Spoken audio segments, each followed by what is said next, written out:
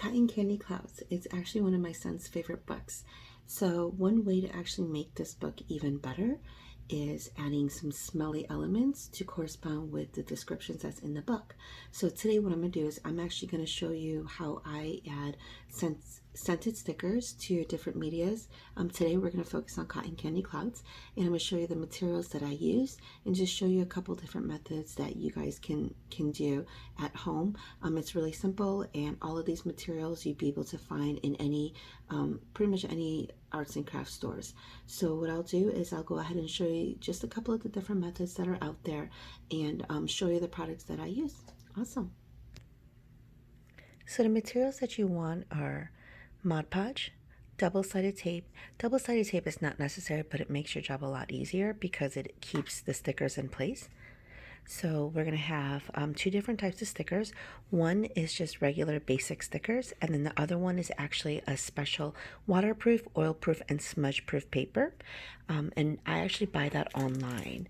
And the brand that I use is, I use Crinkly, and I get two types, the one that's 1-inch circles and then the one that are 0.625 circles. They actually come in different sizes and whole sheets, so you guys can actually custom make your own shapes or designs.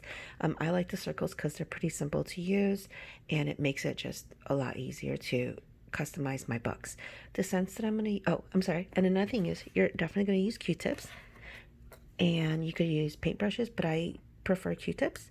The smells that I'm going to use today are honeysuckle, violet, watermelon, cotton candy, ocean breeze, fresh cotton, baby powder, and sandalwood. So let's go ahead and start.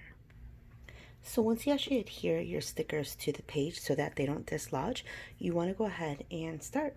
So the first way that I'm going to teach you is to using Mod Podge. So Mod Podge is actually amazing because it has a lot of different uses for it. It's actually a really great sealant, and so there's 3 different ways that you could use that. So I'm going to go ahead and use cotton candy, and I'm going to actually go ahead and do a drip on the first 2.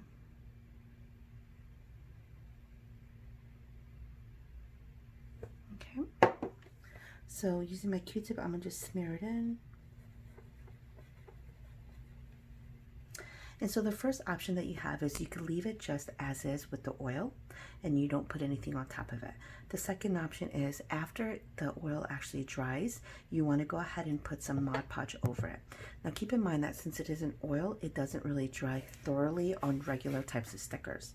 You could also use, keep in mind you could also use labels or construction paper, whatever you want to use. If you're going to use Mod Podge to mix, what you want to do is you want to take a little bit of Mod Podge and then you want to add your oil. Just a drop will do because the oils are heavily concentrated, so it's actually pretty strong. 1 drop is enough. So you want to actually go ahead and mix the oil with the Mod Podge, and you can actually smell it. So once it's mixed thoroughly, you just want to go ahead and put that on top of the sticker. And since the Mod Podge is a sealant, it'll go on white, but then after it's completely dry, it will actually be clear. Okay, throw these away. And for the second spot, what you're going to do is you're actually going to put Mod Podge over it after it dries. I usually give it about 24 hours. So that's the first option. The second option is going ahead and using these, the Crinkle waterproof and oil-proof and smudge-proof stickers. And that's what these are. I just cut out whatever amount that I need, and I already went ahead and put the oil on the other ones. But this product is actually really cool because all you have to do is put a drop on it.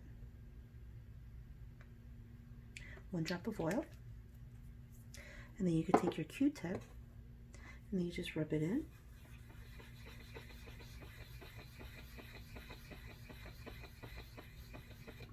And after a few minutes, it's actually absorbed into the sticker. So it's completely smudge proof, waterproof, and oil proof. So I usually let it cure for about 24 hours.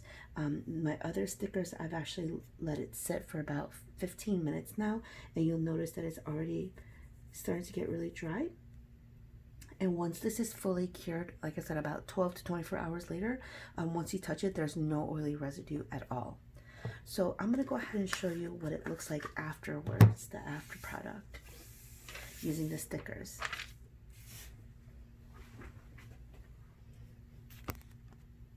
So if you use just the oil and there's no sealant or protectant, what you're going to do is you're going to start seeing that oil seeping through other paper. So that's just like, you know, having a pizza in a pizza box, you'll start getting those oil stains. That's what's going to happen to your pages. So I would definitely not recommend just using oil if it's just a regular sticker. If you're using waterproof or oil-proof or smudge-proof paper, then you definitely don't need to seal it. So that's what that looks like with just the oil only. If you do oil first and then you add the Mod Podge, it seals it really well. There's no oily residue, but it does kind of mute the smell a little bit because it seals it, so you won't get that much of a scent with it. The third one is actually mixing in the oil and Mod Podge mixed together, and that actually yields the best results because the scent is actually mixed in with the sealant. So even though it's completely sealed and you know it doesn't smear on anything, it actually smells exactly like it. So once these are completely dry, you could just peel it and then you could stick it on whatever you want. Now keep in mind that Mod Podge is a sealant, so if you go outside of the lines, it will tear off whatever's around it. But other than that, you know, it's a really fun thing to do, and it adds a really unique element to any of your media. So I would definitely recommend adding, you know, smelly stickers. Okay, thanks guys. Thanks for watching.